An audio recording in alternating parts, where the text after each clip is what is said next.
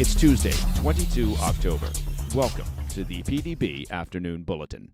I'm Mike Baker, your eyes and ears on the world stage. All right, let's get briefed. First, we'll discuss Israel's campaign to degrade Hezbollah's finances as the IDF reveals that the terrorist organization is hiding $500 million in gold and cash in a secret bunker beneath a major hospital in Beirut. Well, jacking those fat stacks, that sounds like a great plot for a movie. Or maybe the citizens of Lebanon could take it upon themselves to liberate that treasure. Then, South Korea may soon deploy military intelligence personnel inside Ukraine. What? To monitor the activity of North Korean troops, following reports that thousands of North Korean troops are fighting on behalf of Russia. Well, that's just a great idea. Let's move the DMZ over to eastern Ukraine. I don't see how any of this goes wrong. Look, frankly, I don't know if we're living in the stupidest of times, but we must be getting close. But first, our afternoon spotlight. We'll begin in Lebanon, where Israel is expanding their military campaign to target the financial institutions supporting the Iranian-backed and funded Hezbollah's operations. Israel's campaign seeks not only to degrade the group's ability to launch attacks, but to undermine their social and political clout within Lebanon over the long term. Strikes on Sunday and Monday hit more than 30 financial targets linked to Hezbollah, including multiple branches of Lebanon's Al-Qard al-Hassan Bank, according to a report from the Wall Street Journal. Israeli officials said this bank is used to finance arms purchases and to store large sums of the group's reserves, including an underground vault of cash and gold. Now, while the strikes are certainly a financial blow, analysts said the bank is also an important symbol of Hezbollah's influence among Lebanon's Shiite Muslims, as Hezbollah uses it to provide social services, well, not to mention also to line their own pockets. By targeting these sites, Israel aims to diminish Hezbollah's ability to maintain social and political support among the Shiite Muslim population of Lebanon. As the campaign intensified on Monday, Israeli officials also revealed a tantalizing discovery.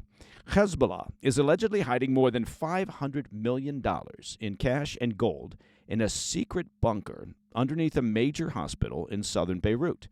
Israeli officials said they had no plans to strike the Al-Sahel hospital, but encouraged Lebanese authorities to inspect the site and ensure that the treasure trove cannot be used to finance terror. And that's according to a report from the New York Post.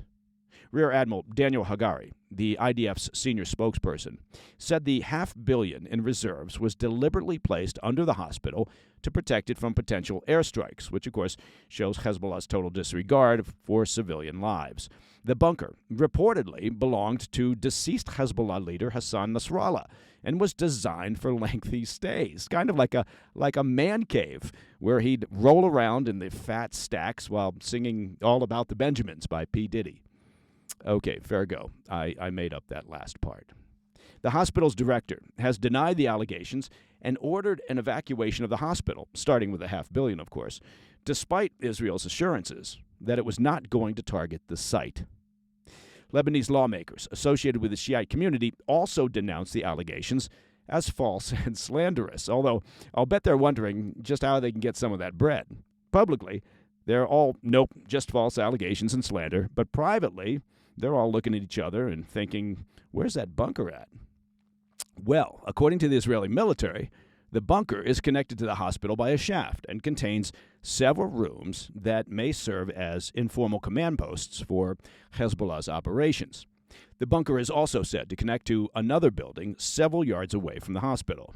Israeli officials noted that the findings should demonstrate that Hezbollah has little interest in helping the local Shiite Muslim community or improving the lives of civilians in Lebanon, given the staggering sums allegedly located in the bunker. Rear Admiral Hagari said, quote, that money could have been used to rehabilitate Lebanon, but it went to rehabilitate Hezbollah. Now, before we move on, a quick update on a story that we brought you yesterday on the attempted assassination of Israeli Prime Minister Netanyahu. Apparently, one of the drones launched at his home in Caesarea on Saturday did actually manage to hit his bedroom window, Declassified images shared by Israeli authorities on Tuesday show extensive damage to the outside of the home, with bits of debris scattered across Netanyahu's backyard and shards of glass found floating in the outdoor pool. The images also show a massive crack in Netanyahu's window and scorch marks on the wall.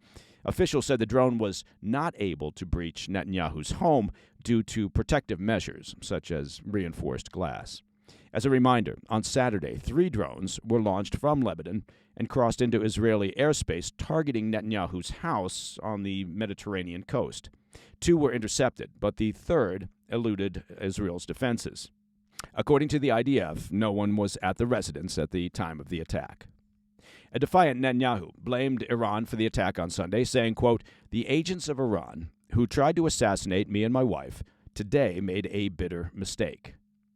All right, coming up, we'll look at reports that South Korea may soon deploy military intelligence personnel inside Ukraine to monitor the activity of North Korean troops fighting for the Putin regime.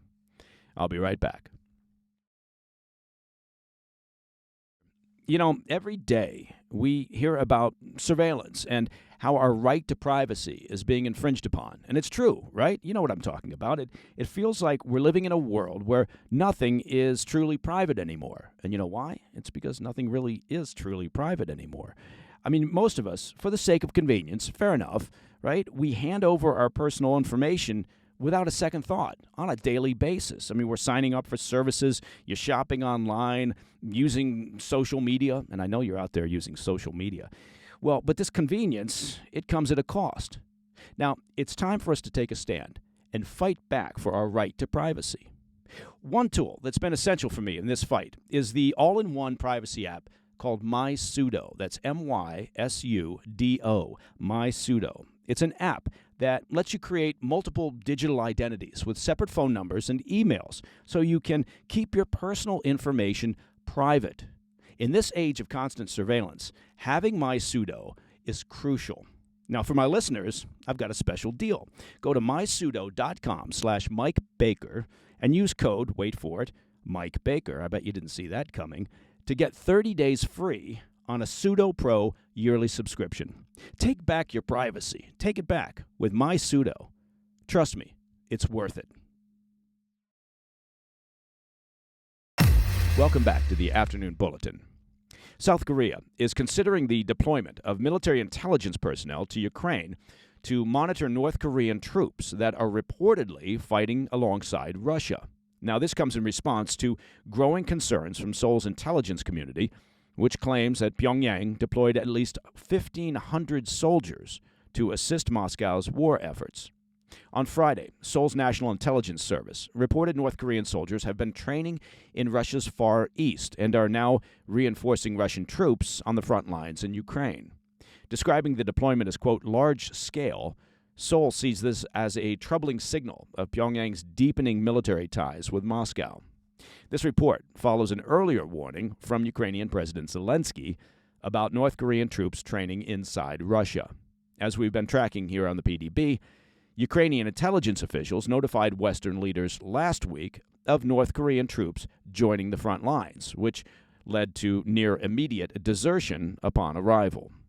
While a North Korean UN official dismissed the reports as, quote, groundless rumors, the Kremlin defended its cooperation with Pyongyang, insisting that it does not threaten South Korea's security. Regardless, Seoul is not sitting idly by. According to government sources quoted by Yonhap news agency, South Korean intelligence agents are preparing to deploy to Ukraine. Their mission would be to analyze the battlefield tactics of North Korean special forces and to assist in interrogating any captured soldiers.